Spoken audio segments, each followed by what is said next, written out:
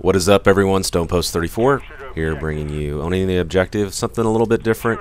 I had a pretty good gameplay, and a buddy of mine that we play with had a really good gameplay, so I decided to put them both on. Let me know what you guys think. It's a little bit different. I like, showing some of my friends' gameplay as well as mine. I'm in the upper left-hand corner, and Bullock is in the bottom right-hand corner. We're both running the FAMAS right now. I do switch up in a little bit. This is a game of domination on Cracked. I like this map. A lot of the people we run with don't really like this map. I don't know. It's kind of nice. That opening grenade, I don't know if you saw it.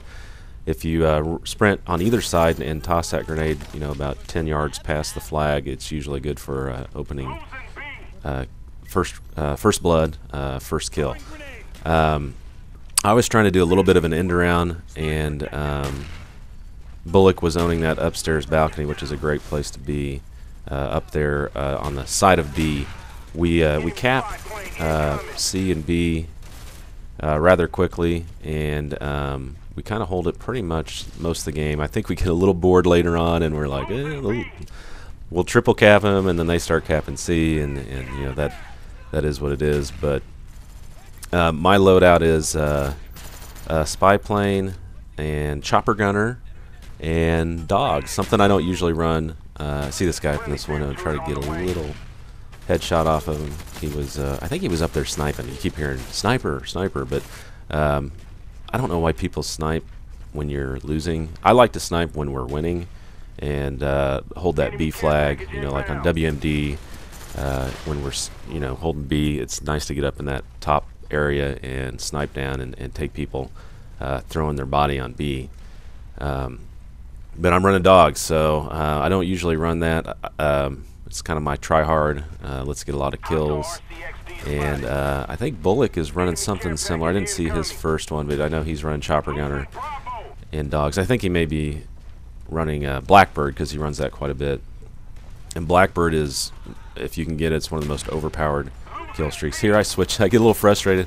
I switch to my infield. The infield it's an awesome gun. You get it right out of the chute. The infield to me is like my first girlfriend. A lot of fond memories. I don't really remember a lot of the bad stuff. I remember a lot of the good stuff. My first girlfriend was Spanish. She was from Spain. She was a foreign exchange student. I lived in Chicago at the time. When I met her, she barely spoke. Well, she did speak English. I don't want to say she barely spoke English, but she didn't speak English like you and I speak English. But I was a junior in high school, and she was. If you guys haven't had a first girlfriend, or you had a first girlfriend, she was gorgeous. I mean, and I'm not just saying that. She was beautiful, and her mom was Miss Madrid in Spain. She was something to look at. She was super nice, and I don't know if you've dated Latin women, but my God, when you piss them off, there's hell to pay. And I think that's why it didn't work out. We dated until my sophomore year in college. Junior year in college. So yeah, about 4.5 years. I don't have a lot of complaints about it. We're still friends, and I've seen her a couple times when she comes back to the States. My wife's cool with it. Don't worry, guys. I'm not telling you anything my wife doesn't already know. But that's first girlfriends are pretty cool. A lot of fond memories. I don't know if you guys have fond memories about your first girlfriends or not, but I do. And it was kind of cool. She is from Spain. She works for the European government right now. But funny story about how I met her. A buddy of mine wrote for the school newspaper. This is when I lived in Chicago, out in the suburbs, and he knew that I liked her, and he said, "Well, do you want me to set up so you can meet her?" And I thought, well, how are you going to do that? That's kind of, you're just going to walk up to her and say, "Hey, my buddy wants to meet you."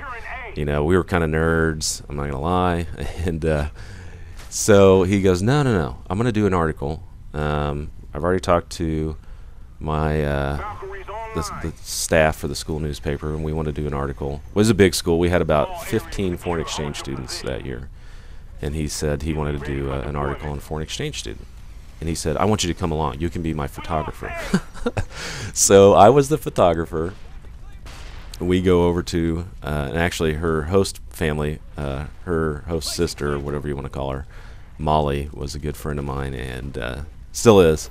But so I show up, and I'm the photographer, and I mean, my jaw is just on the ground, and you know, I could hardly say anything. And so we do that. He does it.